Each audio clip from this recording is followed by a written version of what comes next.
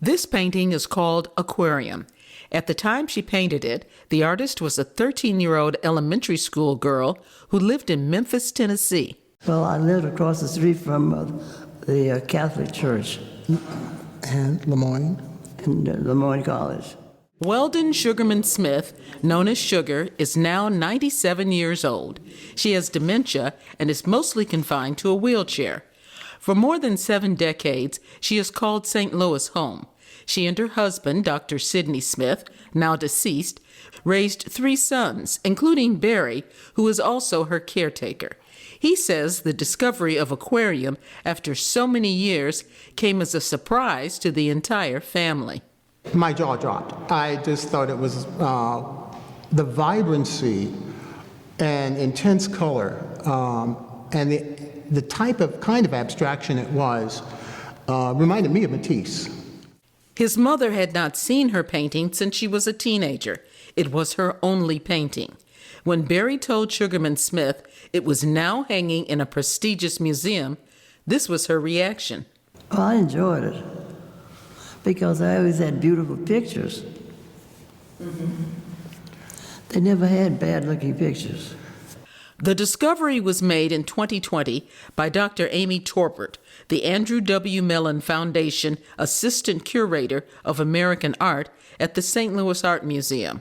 She says finding the painting deep in the museum's vast database was the highlight of her year. We knew all of the artists' names and the ages that they were when they painted these works. So it said in our records, Weldon Sugarman, age 13.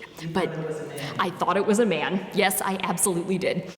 And Torbert says she had no idea who, if anyone, was still alive in that group.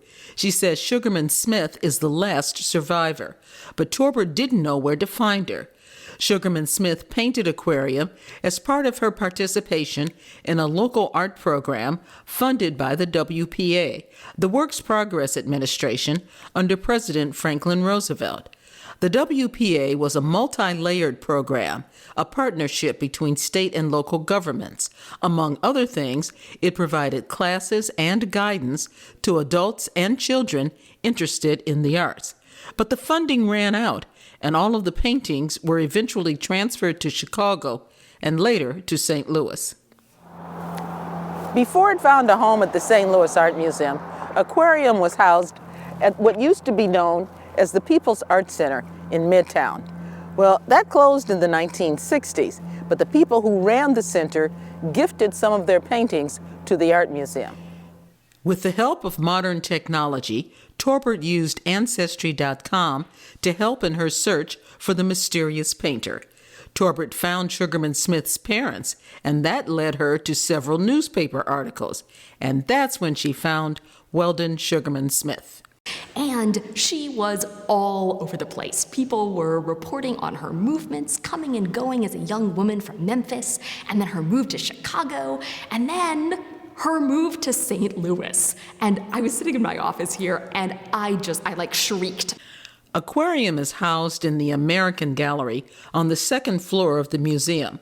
Torbert says the painting is an important part of the collection, adding, it's also important to the St. Louis community. What I hope it might mean is showing the art museum's dedication to our community and to thinking about how community members from a whole range of backgrounds, it matters not who you are in the least, might be able to come in and find something that draws you to works of art here. Son Barry shares his mother's talent for painting. Sugarman Smith says she enjoys seeing her childhood painting in its new prestigious location at the St. Louis Art Museum. I was delighted that people liked to look at it.